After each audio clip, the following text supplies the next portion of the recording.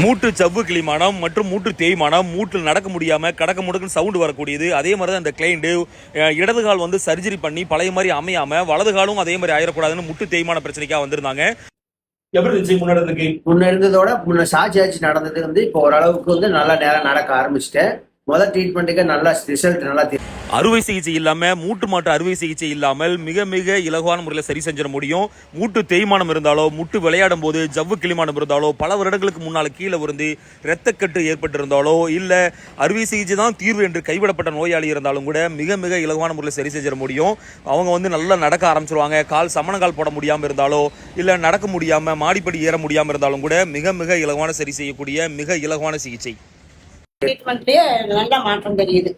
ரொம்ப நல்லா இருக்குது. ஜவ்வு கிழிஞ்சிருக்குன்னு சொன்னாங்க டாக்டர். ஜவ்வு கிழிஞ்சிருக்குன்னு சொன்னாங்க. முட்டி தேய்மானம் ஆயிருக்குது. முட்டி கடக்கும் சவுண்ட் எது நடந்தான்னு சொன்னேன். அப்ப இப்ப வீக்கமெல்லாம் ஒரு கால் பிரச்சனை ஏற்படும் போது பாத்துட்டீங்க அப்படின்னா அடுத்த காலுக்கும் பிரச்சனை இல்லாம பாதுகாத்துக்கலாம். கால் சாச்சு நடக்கும்.